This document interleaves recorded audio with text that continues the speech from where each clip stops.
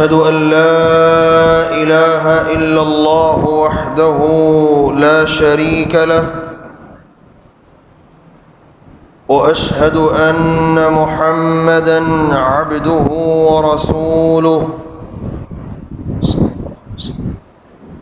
يا أيها الذين آمنوا اتقوا الله حق تقاته ولا تموتن إلا وأنتم مسلمون يا أيها الناس اتقوا ربكم الذي خلقكم من نفس واحدة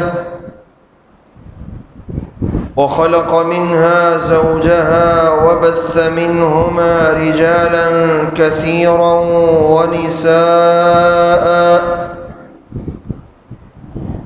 واتقوا الله الذي تساءلون به والأرحام إن الله كان عليكم رقيبا يا أيها الذين آمنوا اتقوا الله وقولوا قولا سديدا يصلح لكم أعمالكم ويغفر لكم ذنوبكم ومن يطع الله ورسوله فقد فاز فوزا عظيما أما بعد فإن خير الحديث كتاب الله وخير الهدي هدي محمد صلى الله عليه وسلم وشر الأمور محدثاتها وكل محدثة بدعة وكل بدعة ضلالة وكل ضلالة في النار اللهم صل على محمد وعلى آل محمد كما صليت على إبراهيم وعلى آل إبراهيم إنك حميد مجيد اللهم بارك على محمد وعلى آل محمد كما باركت على إبراهيم وعلى آل إبراهيم إنك حميد مجيد رب اشرح لي صدري ويسر لي أمري واحلل عقدة من لساني يفقه قولي اللهم وفقنا لما تحب وترضى من القول والعمل والنية أعوذ بالله السميع العليم من الشيطان الرجيم من همزه ونفخه ونفثه بسم الله الرحمن الرحيم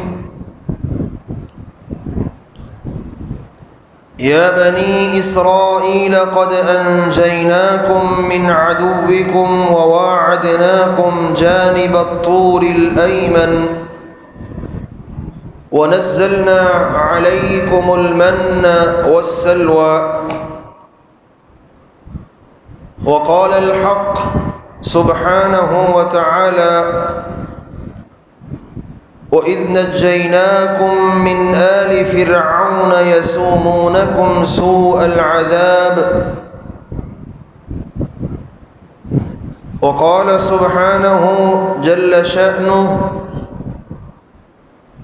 الذين إن مكناهم في الأرض أقاموا الصلاة وآتوا الزكاة وأمروا بالمعروف ونهوا عن المنكر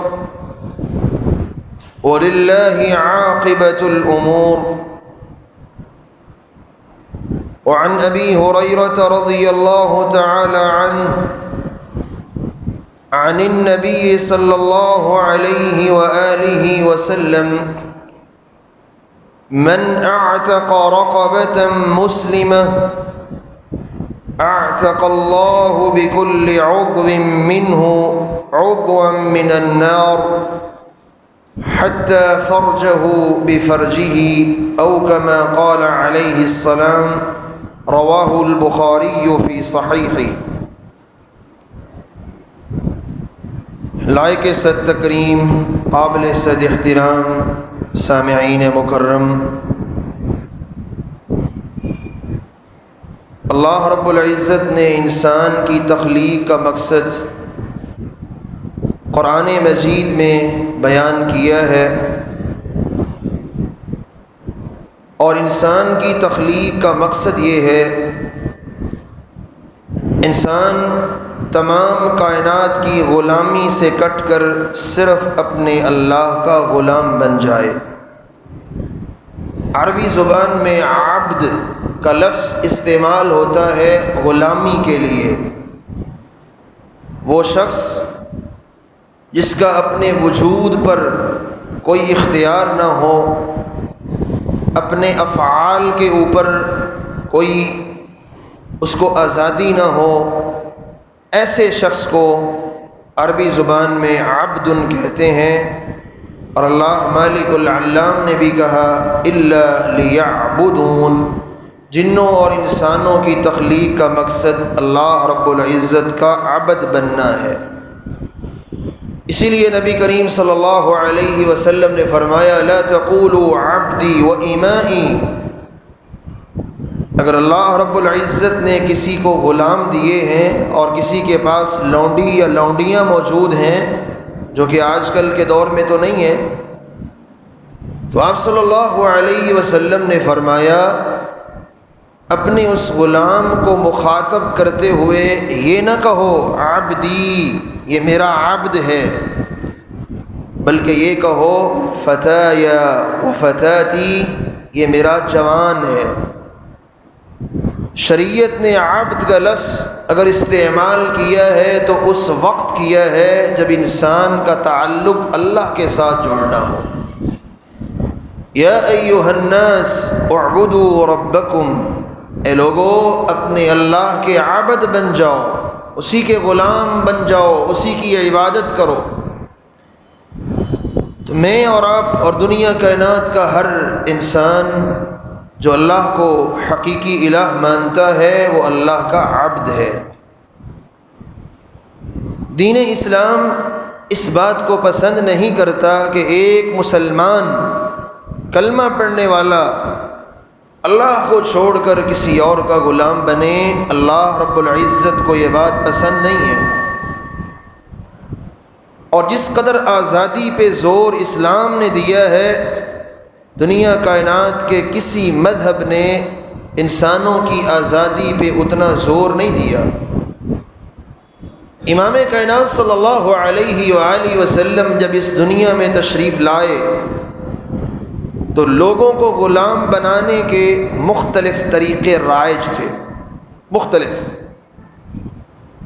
جن میں سے اسلام نے سارے طریقوں کو ختم کر دیا اور صرف گنے چنے چند ایک دو طریقے اسلام نے باقی رکھے۔ اس کے علاوہ غلام بنانے کے سارے طریقے ہی اسلام نے ختم کر دیے، اور آزادی کے اوپر اسلام نے اس قدر ترغیب دلائی کہ صحیح بخاری کی روایت ہے، امام کائنات صلی اللہ علیہ وآلہ وسلم فرماتے ہیں من اعتق رقبۃ مسلمہ، جس انسان نے ایک مسلمان کی گردن کو آزاد کیا، اس کو جاہلیت والی جو چلتی ہوئی غلامی تھی اس غلامی سے نکال دیا، اللہ رب العزت اس غلام کے ایک ایک عضو کے بدلے میں اس انسان کے ایک ایک عضو کو جہنم کی آگ سے آزاد فرما دیں گے۔ یہ وہ تصور ہے آزادی کا جو اسلام نے دیا ہے۔ اسلام نہیں چاہتا کہ مسلمان اللہ کے سوا کسی اور کا غلام بنے۔ جب حبیب کبریا علیہ الصلاۃ والسلام کو ماں جی عائشہ رضی اللہ تعالی عنہا نے بتلایا کہ سیدہ بریرہ رضی اللہ عنہا آزاد ہونا چاہ رہی ہیں، اور انہوں نے اپنے مالکوں کے ساتھ اس بارے میں بات بھی کر لی ہے کہ اگر میں آپ کو اتنی رقم دے دوں تو آپ مجھے آزاد کر دیں گے؟ تو مالکوں نے کہا ہم آزاد کرنے کو تیار ہیں، پر یک مشت وہ رقم لے کے آؤ۔ تو سیدہ بریرہ رضی اللہ تعالی عنہا مدد مانگنے کے لیے نبی کائنات صلی اللہ علیہ وسلم کے پاس آئیں۔ حضرت عائشہ رضی اللہ تعالی عنہا کی خدمت میں آئیں اور کہا کہ میرے ساتھ کچھ تعاون کریں۔ حضرت عائشہ رضی اللہ تعالی عنہا نے حضرت بریرہ کو خریدا اور نبی علیہ السلام سے مشورہ کیا، فرمایا ہاں اس کو خرید کے اس کو آزاد کر دو۔ نبی کریم صلی اللہ علیہ وآلہ وسلم کے پاس ایک شخص آیا اور آ کے عرض کرتا ہے، مسند احمد کے اندر یہ روایت موجود ہے اور اسی طرح صحیح مسلم کے اندر بھی یہ روایت موجود ہے، کہتا ہے کانت لی جاریہ، میرے پاس ایک لونڈی ہے، اس نے کوئی غلطی کی ہے اور میں اس کو تھپڑ مار بیٹھا ہوں، اب مجھے دکھ ہو رہا ہے، افسوس ہو رہا ہے کہ میں نے اس کو کیوں مارا، اب میں اس کو آزاد کرنا چاہتا ہوں تو کیا کروں؟ آپ صلی اللہ علیہ وآلہ وسلم نے فرمایا اس کو میرے پاس لے کے آؤ۔ وہ اس لونڈی کو نبی کریم صلی اللہ علیہ وسلم کے پاس لے آیا۔ آپ نے اس لونڈی سے پوچھا این اللہ، بتلاؤ اللہ کہاں ہے؟ قالت فی السماء، اس نے آسمان کی طرف انگلی سے اشارہ کر کے کہا اللہ آسمانوں میں ہے۔ قالت من انا، قال من انا، پوچھا میں کون ہوں، میرے بارے میں کیا کہتی ہو؟ تو وہ لونڈی کہنے لگی انت رسول اللہ صلی اللہ علیہ وسلم، آپ اللہ کے سچے اور آخری رسول ہیں۔ آپ نے فرمایا میرے صحابی اعتقها فانها مؤمنہ، اس کو آزاد کر دو، یہ مؤمنہ عورت ہے۔ اسلام تو نام ہی اس چیز کا ہے کہ لوگوں کو لوگوں کی غلامی سے نکالا جائے اور اللہ کی غلامی میں لایا جائے۔ اسلام اس بات کو پسند ہی نہیں کرتا اور اللہ بھی اس بات کو پسند نہیں کرتے ہیں کہ انسان ہو کر انسانوں کا غلام بنے، اور خاص کر وہ انسان جو اللہ کا غلام بن چکا ہے وہ کسی اور کا غلام بنے، رب کو یہ بات پسند نہیں ہے۔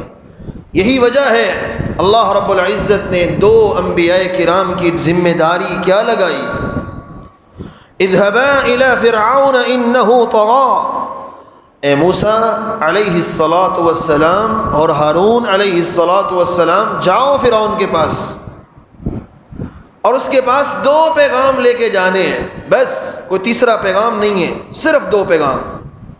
پہلا پیغام یہ ہے اللہ کو رب مان لو اور اس کے اوپر ایمان لے آؤ، اس کو میری توحید کی دعوت دو، اللہ کی عبادت کی دعوت دو، فَأْتِيَاهُ فَقُولَا إِنَّا رَسُولُ رَبِّ الْعَالَمِينَ، اس کے پاس جاؤ اور اسے بتاؤ کہ ساری کائنات کے رب کے رسول اور اس کا پیغام لینے والے تیرے سامنے کھڑے ہیں، اس کا پیغام لے کے آئے،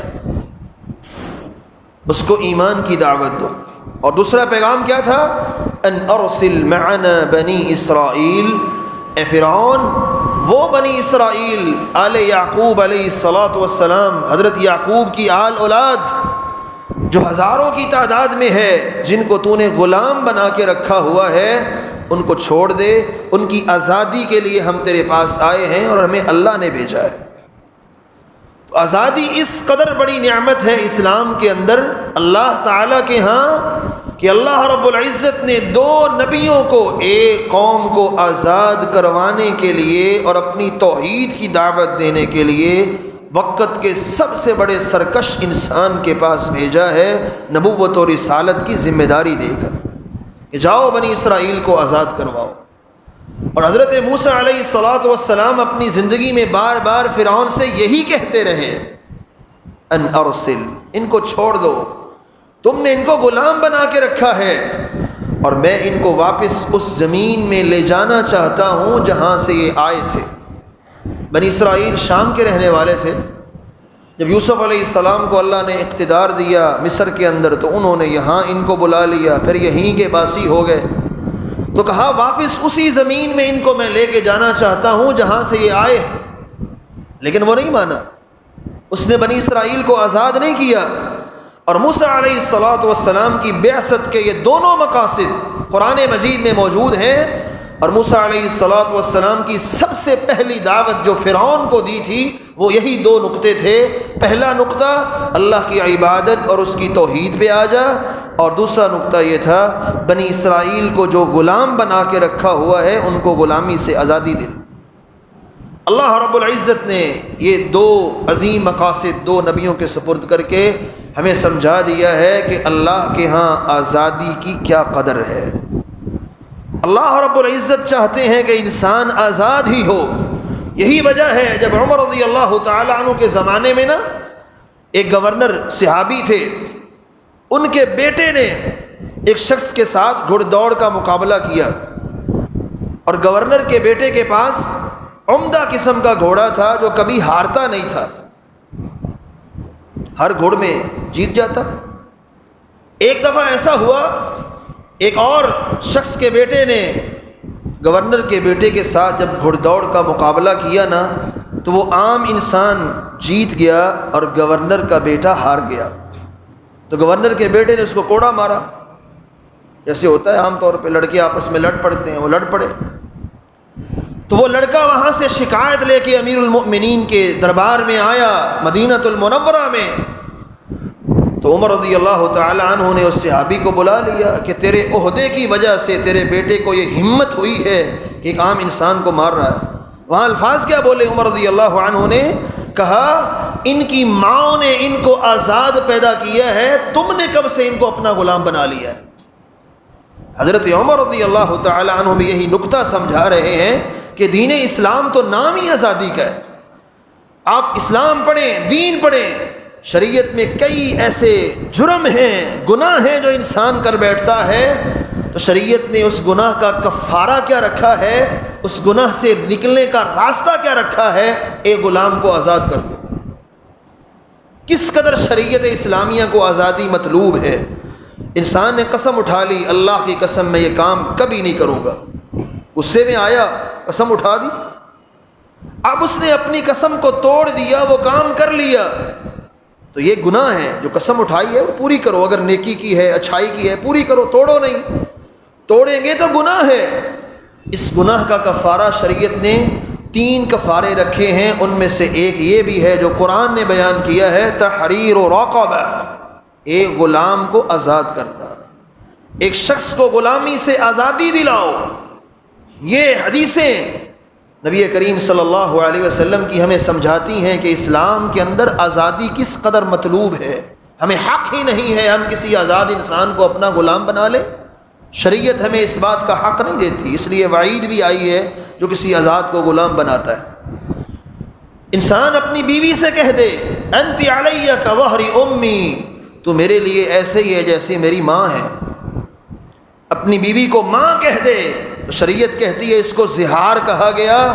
اب اس کے بھی کفارے کو 2-3 رکھے گئے شریعت میں، ان میں سے ایک پہلا کفارہ یہی ہے، تحریر رقبۃ من قبل ان یتماسا، اگر طاقت موجود ہے تو سب سے پہلا کفارہ یہی ہے، ایک غلام کو آزاد کرو بیوی کے پاس جانے سے پہلے۔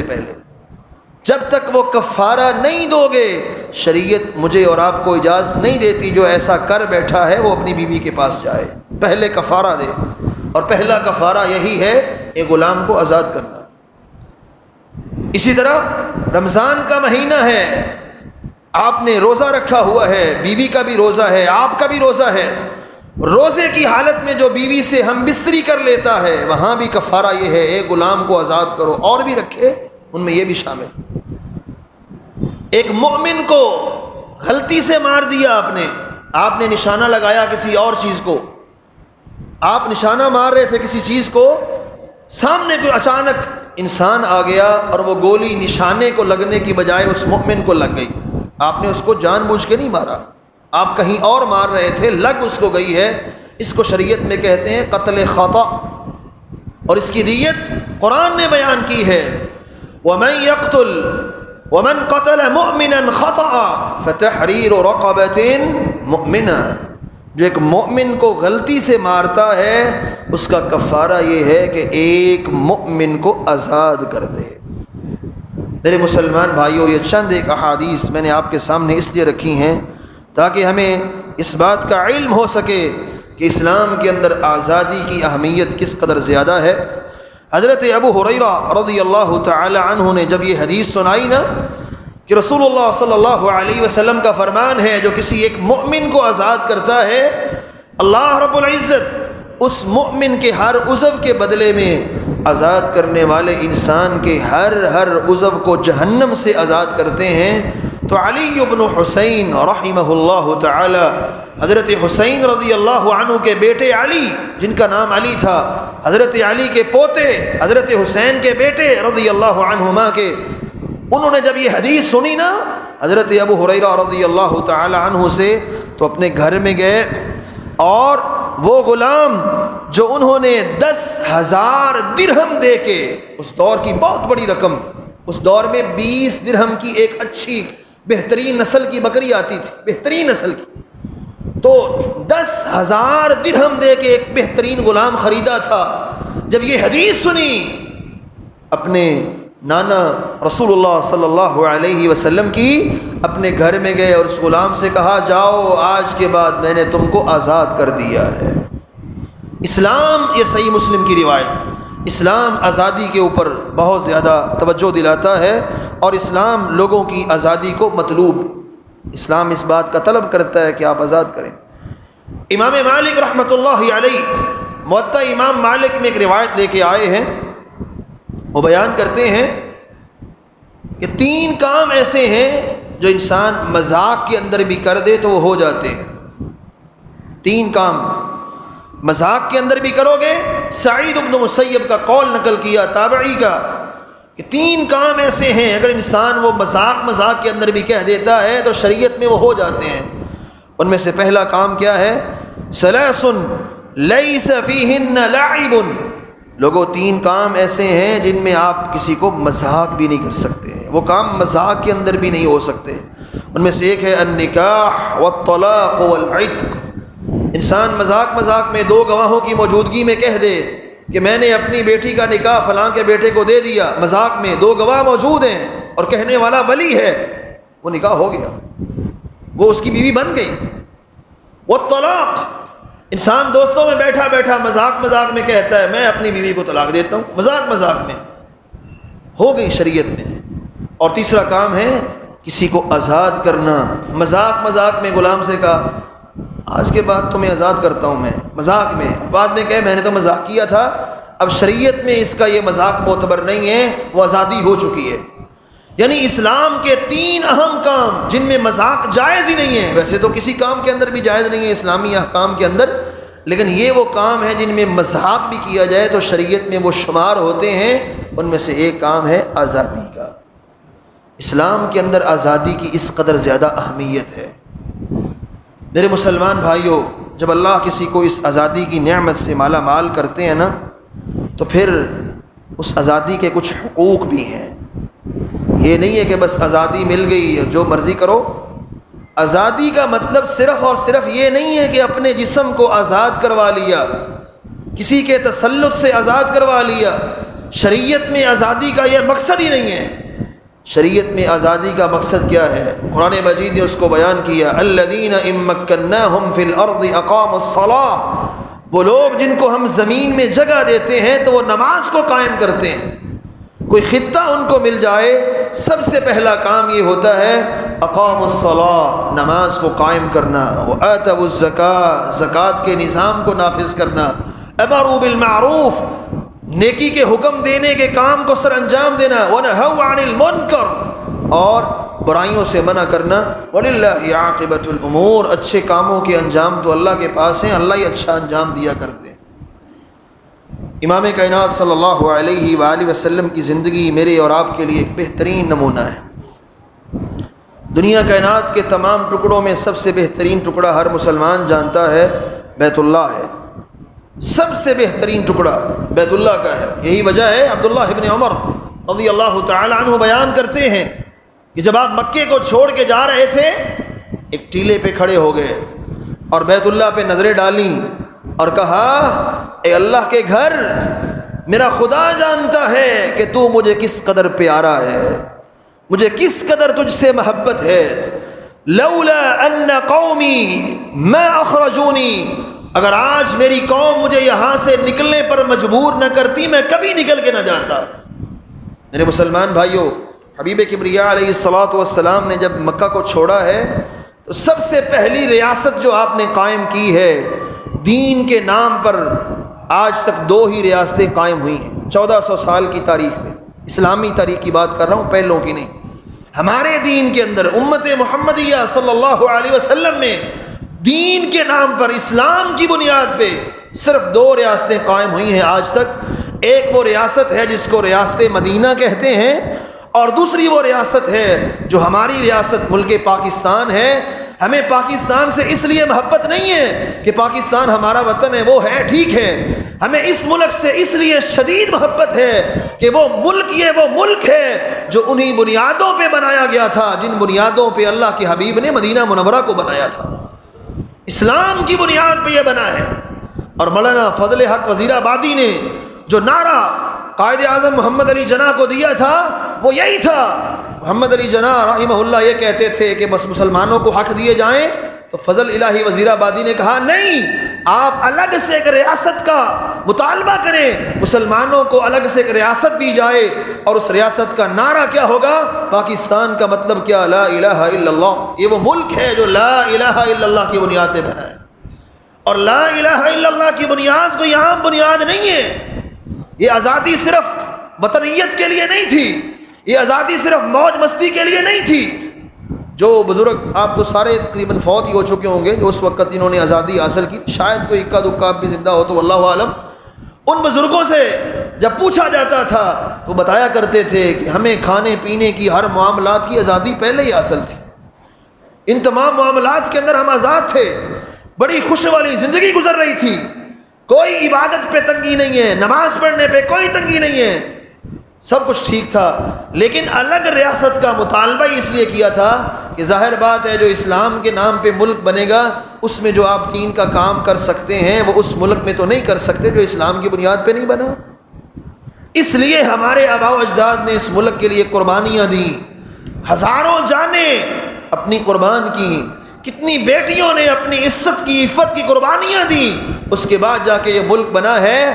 میرے مسلمان بھائیوں، یہ 2 ریاستیں ایسی ہیں جو اسلام کی بنیاد پہ بنی ہیں، توحید کی بنیاد پہ بنی ہیں. اور لا الہ الا اللہ یہ وہ دعوت ہے جو 1,24,000 کم و بیش انبیاء کی مشترکہ دعوت ہے.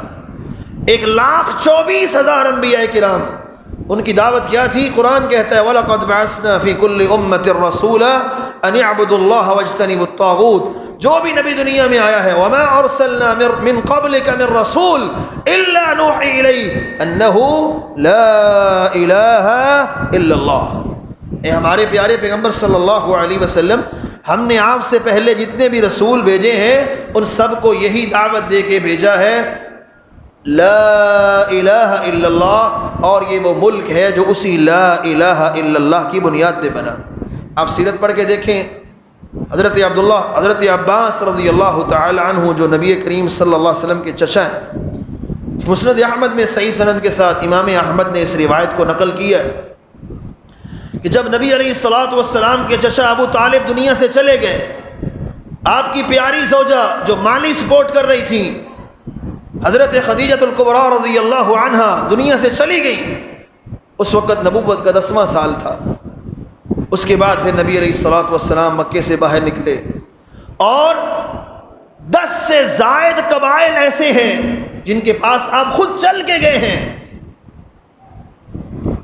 یا تو ان کے قبیلے میں گئے، یا جب وہ قبائل کے لوگ حج کرنے کے لیے آتے تو آپ ان کے پاس جاتے اور اپنا آپ ان پر پیش کرتے، اور آپ کہتے من یحملونی الی قومہ، وہ کون شخص ہے جو مجھے اپنے ساتھ اپنی قوم میں لے جائے، اپنے علاقے میں لے جائے.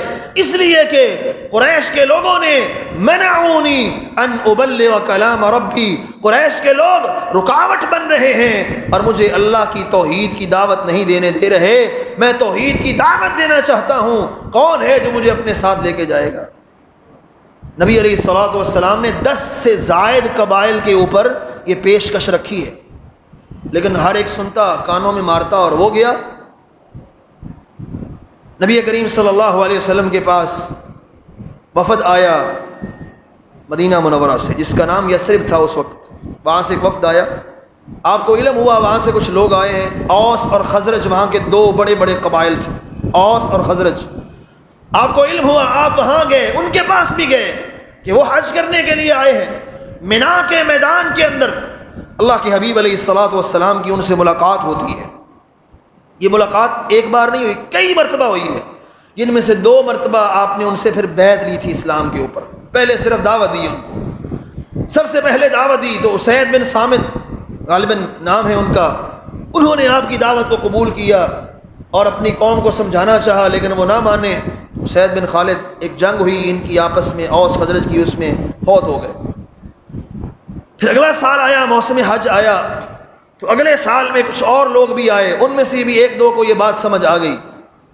آخر کار بیعت عقبہ اولیٰ جس کو کہتے ہیں، سیرت کی اصطلاحات کے اندر استعمال ہوتی ہے، 12 مرد جن میں 10 کا تعلق قبیلہ اوس کے ساتھ ہے اور 2 کا تعلق قبیلہ خزرج کے ساتھ ہے، وہ امام کائنات صلی اللہ علیہ وسلم کے پاس آئے اور مینا کے اندر ہی ان کی رات کے وقت آپ سے ملاقات ہوتی ہے۔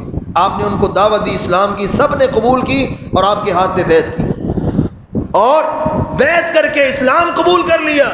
آپ نے ان کے ساتھ ایک نمائندہ بھیجا، حضرت مصعب بن عمیر رضی اللہ تعالی عنہ، جاؤ ان کو دین کی تعلیمات سکھلاؤ۔ وہ چلے گئے، سال کے بعد واپس آئے، آپ کو خبر دی کہ بہت حالات اچھے ہیں، بہت لوگ جوک در جوک اسلام میں داخل ہو رہے ہیں، حتیٰ کہ ایک صحابی کہتے ہیں انصاری، آپ مدینے میں بعد میں آئے تھے، مدینے کا کوئی گھر ایسا نہیں تھا جس کا 1 یا 2 فرد مسلمان نہ ہو چکا ہو۔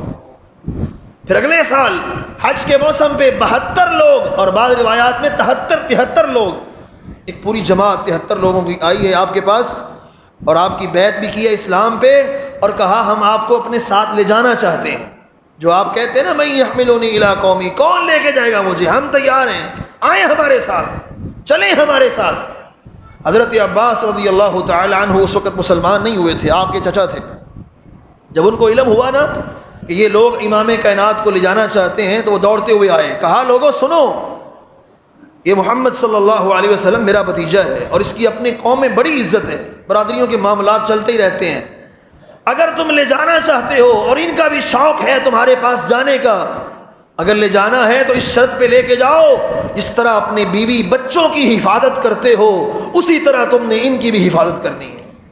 اور سنو، جن کو تم لے کے جا رہے ہو یہ کوئی عام ہستی نہیں ہے، ہو سکتا ہے ان کی وجہ سے ساری کائنات کا کفر تم پہ ٹوٹ پڑے، اگر ان کا دفاع کر سکتے ہو تو اپنے ساتھ لے کے جاؤ ورنہ چھوڑ جاؤ ان کو۔ اس وقت قریش کے سردار، جو وہاں کے سردار تھے اوس خزرج کے، وہ کھڑے ہوئے، انہوں نے کہا آپ کیا بات کرتے ہیں، ہم اپنے بیوی اور بچوں سے بڑھ کر ان کی نگرانی کریں گے۔ نبی علیہ الصلوۃ والسلام ان کے ساتھ جانے پہ تیار ہو گئے۔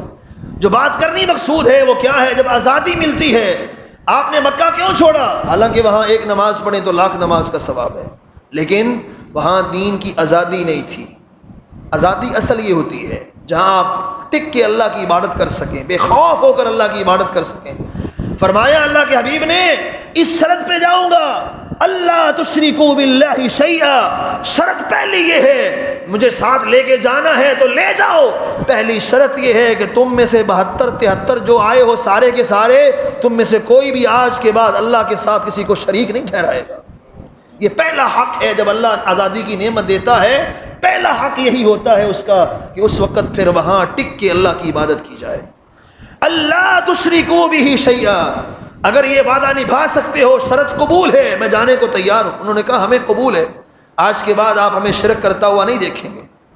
امام کائنات صلی اللہ علیہ وسلم، میرے مسلمان بھائیوں، جب مکہ مدینہ منورہ میں تشریف لے کے گئے، قصہ مختصر جو بات بیان کرنی مقصود ہے، آزادی کا اصل مطلوب جو شریعت کا ہے وہ صرف خطہ لینا نہیں ہے، وہ ہے اس خطے کے اندر اللہ کے نظام کو نافذ کرنا۔ مٹھی بھر جماعت مدینہ میں رہتی ہے مسلمانوں کی، اور ساری دنیا کے کافروں کی آنکھوں میں کھٹکتی ہے، ساری دنیا کے کافروں، لیکن جب تہیہ کر لیا ہے، اللہ نے خطہ دے دیا ہے، اس میں نظام چلے گا تو اللہ کا نظام چلے گا، یہاں عبادت ہوگی اکیلے اللہ کی عبادت ہوگی اور کسی کی نہیں ہوگی۔ جب یہ تہیہ کر لیا، 1 سال گزرا، صرف 1 سال اور کچھ ماہ گزرے ہیں، دوسری ہجری کے اندر ایک بہت بڑی جنگ جس کو قرآن نے یوم الفرقان کہا ہے، جو حق اور باطل میں فرق کرنے والی ہے، جس کو ہم غزوہ بدر کے نام سے جانتے ہیں، کتنے صحابہ کرام تھے؟ صرف 313، صرف 313۔ اور یہ 313 سارے وہاں شامل نہیں ہیں، ان 313 میں حضرت عثمان بھی ہیں جو مدینے میں تھے، ان سے آپ نے وعدہ کیا تھا تم بھی بدری رہو گے، مال غنیمت بھی ملے گا۔ اور ایک یا دو آدمی وہ تھے جن کو آپ نے ساحل سمندر پہ قافلے کی نگرانی کے لیے بھیجا ہوا تھا۔ وہاں 310 لوگ شریک ہیں اور ہتھیار بھی کچھ بھی نہیں ہے، لیکن جب کلمہ توحید کی بنیاد پہ ریاست بن گئی اور وہاں اللہ کی اطاعت کا نظام نافذ ہو گیا، رب نے ایسی مدد کی ہے کہ آج بھی اس کی مثال روشن ہے۔ یہ 313 نہتے جن کے پاؤں میں سے کسی کے پاس جوتا کوئی نہیں ہے، کسی کے پاس ایک چیز ہے دوسری نہیں ہے، اللہ نے ان کو غلبہ عطا کر دیا اس 1000 کے لشکر کے اوپر جو اسلحے سے لیس ہو کے آیا تھا، تعداد کے اندر بھی 2 گنا اوپر تھا، لیکن رب نے ان 313 کو غلبہ دے کے مجھے اور آپ کو سبق دے دیا ہے، جب آزادی مل جائے تو اس کا اولین تقاضا یہ ہے اس ملک کے اندر، اس خطے کے اندر اللہ کی عبادت کے نظام کو نافذ کرنا چاہیے۔ چند سال گزرے وہی مکہ جہاں سے آپ کو نکالا گیا تھا، 8 سال نہیں گزرے تھے، اس دعوت توحید کی برکت سے آج حبیب کبریا علیہ الصلوۃ والسلام اسی مکے میں فاتح بن کر داخل ہو رہے ہیں۔ اور سب سے پہلا کام کیا کیا ہے؟ سب سے پہلا کام مکہ میں آنے کے بعد جب مکہ فتح ہوا ہے نا، آپ نے سب سے پہلا کام عمرہ نہیں کیا، حج نہیں کیا، کوئی زمزم نہیں پیا، سب سے پہلا کام کیا کیا ہے؟ حدیث کہتی ہے آپ نے ہاتھ میں چھڑی پکڑی، بیت اللہ کے اندر داخل ہو گئے۔ بیت اللہ کے اندر 360 بت مشرکین نے معبود بنا کے رکھے ہوئے تھے، حبیب کبریا علیہ السلام چھڑی مار کے ان کو گراتے جاتے ہیں اور کہہ رہے ہیں قل جاء الحق وزهق الباطل، حق اس وقت آتا ہے جب ہم حق کے لیے مخلص ہو جائیں۔ اللہ کے حبیب علیہ السلام مخلص ہوئے۔ یہ 73 لوگ مرنے کی بیعت کر کے گئے تھے، ہم مر جائیں گے آپ کی حفاظت کریں گے، آپ کے اوپر آنچ نہیں آنے دیں گے، آپ عبادت کے اندر بھی آزاد ہیں، دعوت کے اندر بھی آزاد ہیں، بس ہماری ایک چھوٹی سی عرض ہے، ایک چھوٹی سی ہماری شرط ہے، وہ یہ ہے اللہ آپ کے دین کو غلبہ دے گا، ہم نے آپ کی دعوت کو دیکھ کے جان لیا ہے اللہ نے آپ کو غلبہ دینا ہی دینا ہے، جب آپ کو غلبہ ملے گا آپ ہم سے وعدہ کریں آپ ہمیں چھوڑ کے نہیں جائیں گے، آپ کہیں اس وقت مدینہ چھوڑ کے مکے میں نہ آ جانا۔ حبیب کبریا علیہ السلام نے کہا اگر آج تم اللہ کے دین کی خاطر میرے ہاتھ میں مرنے کی بیعت کر رہے ہو تو سنو، جو خون تمہارا ہوگا وہ تمہارا نہیں، وہ میرا بھی خون ہوگا، جہاں تمہارا خون بہے گا وہاں میرا خون بہے گا۔ یہ وہ تعلق ہے جو توحید کی بنیاد پہ قائم ہوا ہے، اور یہ وہ تعلق ہے جو مدینے میں جانے کے بعد انصار اور مہاجرین کی اخوت کی صورت میں قائم ہوا ہے، اور کائنات اس اخوت کی مثال دینے سے عاجز ہے، آج تک کوئی ایسی مثال نہیں دے سکتا۔ اچھا بھلا گھر بستا ہو اور بندہ کہے اپنی ایک بیوی کو طلاق اس لیے دیتا ہوں کہ تم اس سے نکاح کر لو، ایسی کوئی مثال پیش نہیں کر سکتا، سگا بھائی سگے بھائی کے لیے نہیں کرتا۔ اور یہ ان لوگوں نے کیا ہے جنہوں نے آزادی لی ہے اس شرط پہ اللہ تشرکوا بہ شیئا، اللہ کے ساتھ شرک نہیں کریں گے۔ آزادی کا پہلا حق یہی ہے، جب بیت اللہ آزاد ہوا آپ نے سب سے پہلا کام یہی کیا ہے، بیت اللہ کو شرک سے پاک کیا ہے، بیت اللہ کو بتوں سے پاک کیا ہے۔ 360 بت گرانے کے بعد پھر نبی کریم صلی اللہ علیہ وسلم نے بقیہ کام انجام دیے ہیں، اور صرف یہیں پہ بس نہیں کیا آپ علیہ السلام نے۔ حبیب کبریا علیہ السلام نے جب مکہ فتح کر لیا آپ نے صحابی کو بھیجا جاؤ فلاں جگہ پہ منات بت ہے اس کو توڑ کے آؤ، فلاں جگہ پہ عزا دیوی ہے اس کو توڑ کے آؤ۔ حبیب کبریا علیہ السلام کو جب اللہ نے مکے کا اقتدار دیا ہے سب سے پہلا کام آپ نے وہاں بھی یہی کیا اور گرد و نواح کے اندر بھی یہی کیا، ان ساری جگہوں کا شرک سے خاتمہ کیا ہے۔ جہاں شرک کے بت موجود تھے، شرک والے کام موجود تھے، سب سے پہلے وہ کام ختم کیا۔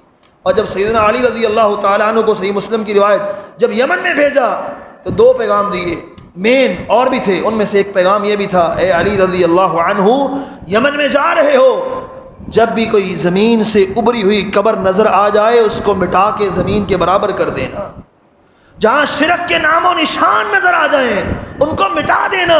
کیوں؟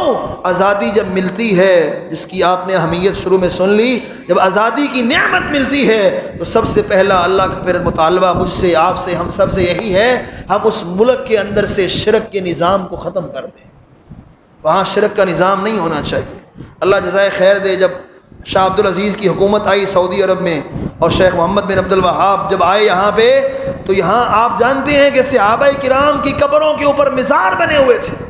سب سے پہلا کام یہی کیا ہے۔ کیوں؟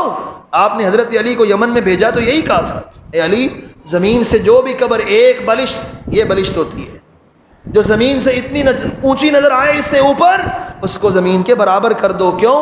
وہ لوگوں کے لیے کل کو عبادت کا درجہ رکھ لے گی اور لوگ اس کو معبود بنا لیں گے۔ تو میرے مسلمان بھائیوں، جب آزادی ملتی ہے تو اس کا پہلا تقاضا یہی ہوتا ہے۔ وہاں بھی تو ہم عبادت کرتے تھے، وہاں بھی تو نمازیں پڑھتے تھے، وہاں آج بھی مسلمان موجود ہیں، جہاں سے ہمارے آباء و اجداد آئے ہیں وہاں آج بھی مسلمان، مسجدیں ان کی موجود ہیں، نمازیں پڑھتے ہیں، سب کچھ کرتے ہیں وہ۔ یہ الگ ملک لینے کا مقصد کیا تھا؟ اس کی وجہ کیا تھی؟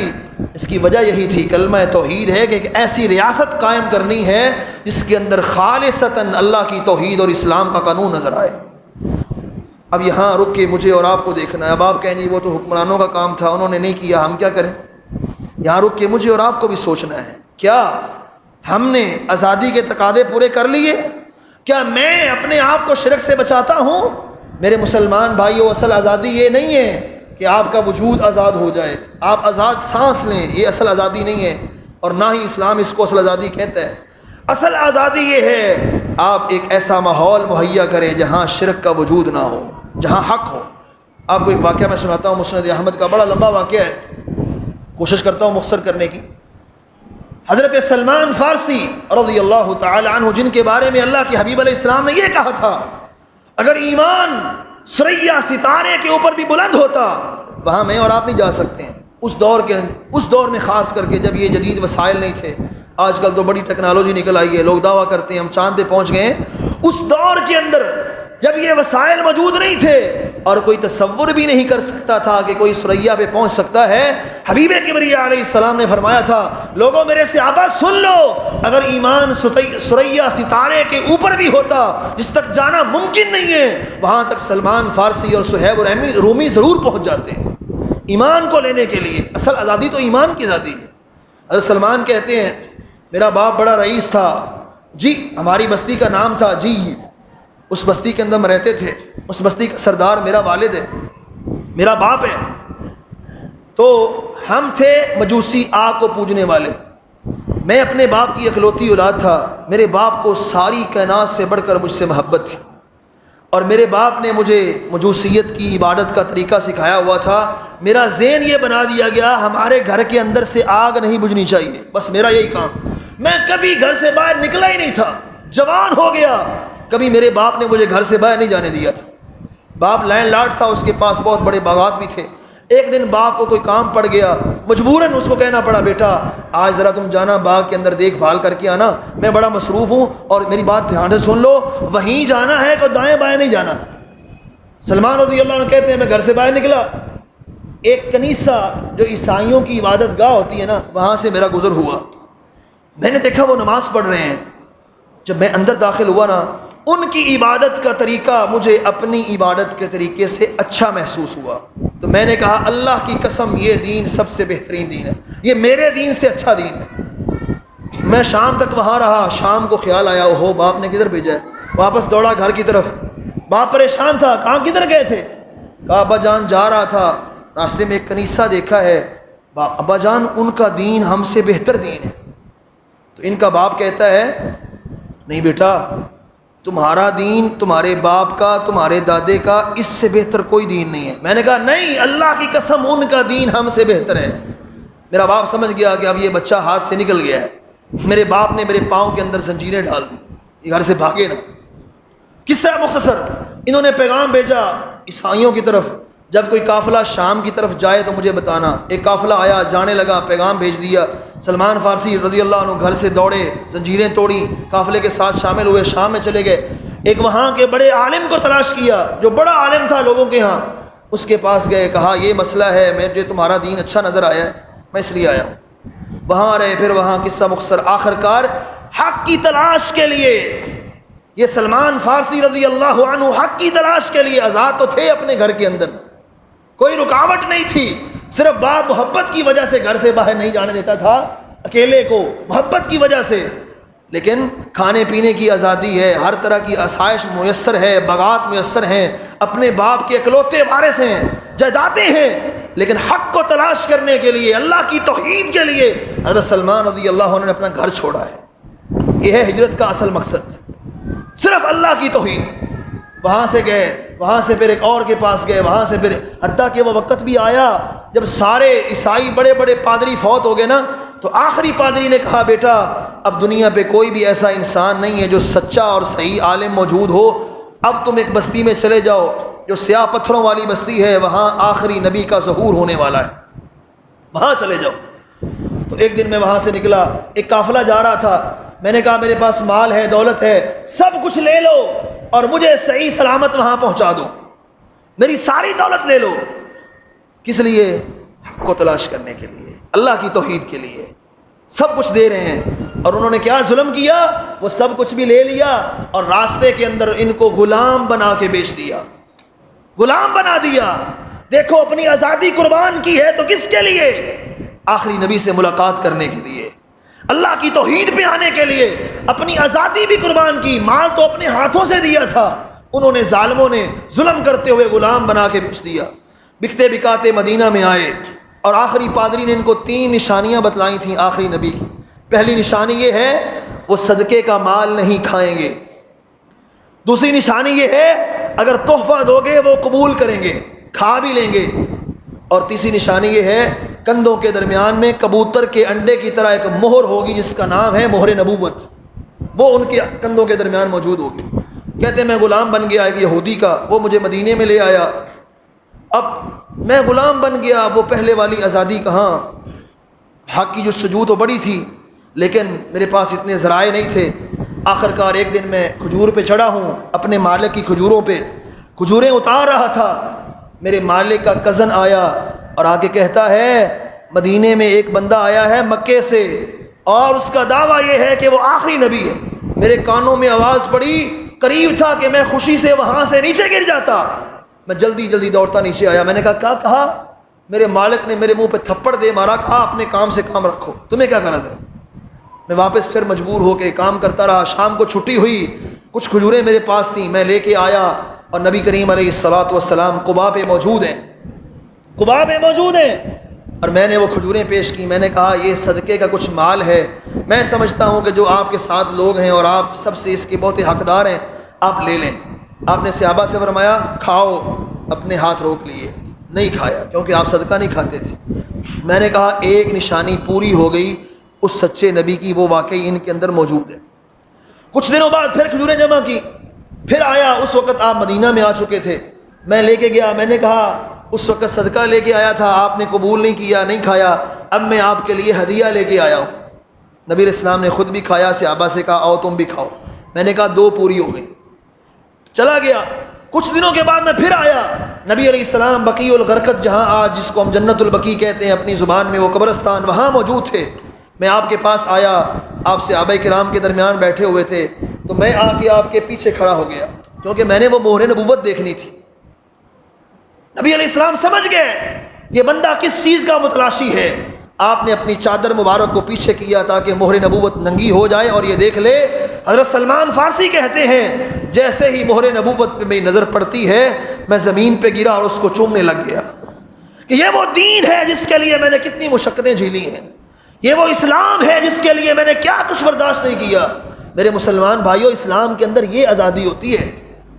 اگر آپ کو اپنے آپ کو غلام بھی بنانا پڑے سچے دین کو تلاش کرنے کے لیے، توحید کو تلاش کرنے کے لیے، شرک سے بچنے کے لیے، اسلام کہتا ہے یہ آزادی ہے۔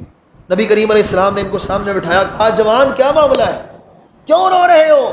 کہا یہ وجہ ہے، ایک عیسائی عالم نے آپ کی نبوت کی 3 نشانیاں بتائی تھیں اور وہ تینوں ہی سچی نکل آئی ہیں، اور آپ اللہ کے آخری نبی ہیں۔ میں گواہی کلمہ پڑھا، مسلمان ہو گیا، اور میں نے اپنی داستان سنائی آپ کو، یہ میری داستان ہے، اسلام کے لیے، دین حق کے لیے میں نے کیا کچھ برداشت نہیں کیا ہے۔ پھر نبی علیہ السلام نے ان کو آزاد بھی کروایا، کہا اپنے غلام اپنے مالک کے ساتھ معاہدہ کرو، 300 کھجوروں کے درخت لگائیں گے۔ اس نے شرط رکھی 300 درخت لگانے ہیں، ایک بھی خراب نہ نکلے، سارے صحیح سلامت نکلیں، اور 40 اوقیے چاندی دینی ہے، 40 اوقیے۔ میں نبی علیہ السلام کے پاس آیا، کہا وہ یہ کہتا ہے آپ نے فرمایا میرے صحابہ جس کے پاس بھی کھجوروں کے چھوٹے چھوٹے درخت ہیں اس کی مدد کرو. کسی نے 20 دیے, کسی نے 30 دیے, کسی نے 10 دیے. جب وہ 300 پورے ہو گئے کہا سلمان میں آؤں گا, میں لگاؤں گا. صحابہ اکرام بھی آئے, ہم نے وہ کھودا جہاں لگاتے ہیں وہ کھجوریں. اللہ کے حبیب علیہ السلام نے اپنے ہاتھوں سے وہ کھجوریں لگائیں اور ایک بھی, سلمان رضی اللہ عنہ کہتے ہیں ان میں سے ایک بھی خراب نہ نکلی, سارے ہی باغ بنے. وہ 300 کا 300 درخت پورا. اور اس کے بعد 40 اوقیہ دیے اور میری جان چھوٹی. اسلام کے لیے کیا کچھ قربان نے کیا ہے. اصل آزادی یہ ہے میرے بھائیوں, اصل آزادی یہ ہے. اس لیے اللہ نے ہمیں ایک ملک دیا ہے اور وہ کلمہ توحید کی بنیاد پہ بنا ہے. اس سے ہمیں شدید محبت ہونی چاہیے, اس وجہ سے نہیں کہ یہ ہمارا وطن ہے, اس وجہ سے کہ ہمارا یہ وطن اللہ کے دین کے نام پہ بنا ہے, اسلام کی بنیاد پہ بنا ہے, کلمہ توحید کی بنیاد پہ بنا ہے. اور جو چیزیں کلمہ توحید کی بنیاد پہ بنتی ہوتی ہیں اس سے محبت کرنا یہ ہمارے ایمان کا حصہ ہے. ہمیں مکہ اور مدینہ سے محبتیں اسی لیے ہیں, وہ اللہ کے دین کے مرکز ہیں, اور مدینہ کی ریاست وہ ہے جو توحید کی بنیاد پہ بنی. تو آزادی ملتی ہے تو اس کے پھر کچھ تقاضے بھی ہوتے ہیں جو اللہ ہم سے مطالبہ کرتا ہے. پہلا تقاضا وہی ہے جو آپ نے اس یثرب کی بستی جس کا نام بعد میں مدینہ رکھا گیا, اللہ کے حبیب علیہ السلام نے رکھا اور اتنا پاکیزہ شہر بنا. جب اس میں توحید آئی, نبی علیہ الصلوۃ والسلام کے آنے سے پہلے وبائیں پھوٹتی تھیں, زرد بخار کی وبائیں, بندے مر جاتے تھے. لیکن جب وہ اسلام کی ریاست بن گئی, دین توحید کی ریاست بن گئی, پھر برکتیں کیسے ملتی ہیں؟ پھر برکت یہ ملی, اللہ کے حبیب نے دعا کی, یا اللہ اس کے بخاروں کو جحفہ کی طرف منتقل کر دے. اور آج تک اس مدینے کی بستی کے اندر دوبارہ کبھی وبا نہیں پھوٹی ہے. یہ توحید کی برکت ہے جو اللہ کے رسول علیہ السلام نے نظام نافذ کیا. جب وہ توحید کے داعی بن گئے, ایک وقت یہ تھا پاؤں میں پہننے کے لیے جوتا نہیں ہے, اور ایک وقت وہ بھی آیا اس نبی کے صحابہ کرام پہ کیسر و کسریٰ کی سپر پاوریں ان کا نام سن کے کانپتی تھیں, اور صحابہ کرام نے توحید کی بنا پر ان ریاستوں کو فتح کر لیا تھا. میرے بھائیوں یہ اسلام کی برکتیں ہوتی ہیں. پھر اپنی ریاست بھی مل گئی, جہاں سے نکالے گئے تھے وہ بھی مل گئی. اللہ نے اور بھی کئی بستیاں دے دیں جہاں اسلام کی دعوت پھیلی ہے, اور وہی اسلام کی دعوت پھیلتی پھیلتی آج ہم تک بھی پہنچی ہے. میرے مسلمان بھائیوں, اگر ہم یہ چاہتے ہیں کہ ہم بھی اپنے ملک کے اندر امن کو قائم کر سکیں تو پھر ہمیں اپنے گھر سے اس کام کا آغاز کرنا ہے. ان تعبدوہ ولا تشرکوا بہ شیئا. آج تہیہ کر کے اٹھیں, ہمارے گھر کا کوئی فرد بھی اللہ کے ساتھ کبھی شرک نہیں کرے گا, کبھی قبر پہ سجدہ نہیں کرے گا, کبھی مزار پہ رکوع نہیں کرے گا, کبھی قبروں سے جا کے اولادیں نہیں مانگے گا. جو کچھ مانگنا ہوگا اپنے اللہ سے مانگیں گے. یہی توحید, یہی آزادی کا سب سے پہلا تقاضا اور بنیادی تقاضا ہے جو حبیب کبریا علیہ السلام نے بھی ان کے سامنے رکھا تھا, اللہ کے انبیاء نے بھی اپنی اپنی قوموں کے سامنے رکھا تھا, اور اسی کا ہی ہم سے مطالبہ کیا گیا ہے. سیدنا ابراہیم علیہ السلام کو دیکھیں, ان کی سیرت تو آپ نے سنی ہے. البدایہ والنہایہ میں ابن کثیر لکھتے ہیں جب آگ سے صحیح سلامت باہر نکلے نا تو وہ باپ جس نے پہلے کہا تھا پتھر مار مار کے ختم کر دوں گا, اب وہی پیشانی چومنے پہ مجبور ہو گیا ہے. برکت کس چیز کی ہے؟ توحید کی. جب آگ میں جا رہے ہیں تو کہا حسبی اللہ و نعم الوکیل. صحیح بخاری کی روایت ہے, مجھے اللہ ہی کافی ہے, مجھے کسی کی ضرورت نہیں ہے. اس کا نام ہوتا ہے توحید. جب تک میرے اور آپ کے اندر توحید مضبوط نہیں ہوگی, ہماری بستیوں میں, ہماری شہروں میں جب تک توحید مضبوط نہیں ہوگی, امن نہیں آئے گا, سکون نہیں آئے گا, رزق نہیں آئے گا. پھر یہ ساری غربتیں, یہ فلاں کی غلامی, فلاں کی غلامی, آج ہم جی فلاں IMF کے غلام بنے بیٹھے ہیں, فلاں کے بنے بیٹھے ہیں, فلاں کے.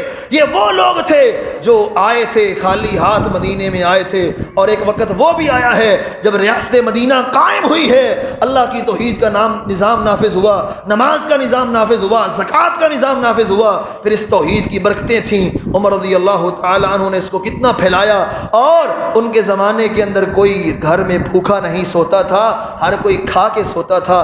وافر مقدار میں دولت بھی ملی ہے, وافر مقدار میں اللہ نے سب کچھ دیا ہے, یہ ہمیں بھی ملے گا. شرط یہ ہے ہم اللہ کے شکر گزار بن جائیں, اور شکر گزاری کے لیے سب سے پہلی چیز یہی ہے اللہ کی عبادت ہو, اس کے علاوہ کسی اور کی عبادت نہ ہو. اللہ خالق و مالک سے دعا ہے اللہ رب العزت ہمیں بھی آزادی کے یہ تقاضے پورے کرنے کی توفیق نصیب فرمائے, اور ہمیں صحیح معنوں میں جو آزادی ہے اللہ کی نظروں میں وہ آزادی ہمیں عطا فرمائے, اور ہمیں اپنے دین پہ زندہ رکھے اور اپنے دین پہ ہی ہمیں موت نصیب فرمائے. اقول قولی ھذا وآخر دعوانا ان الحمد للہ.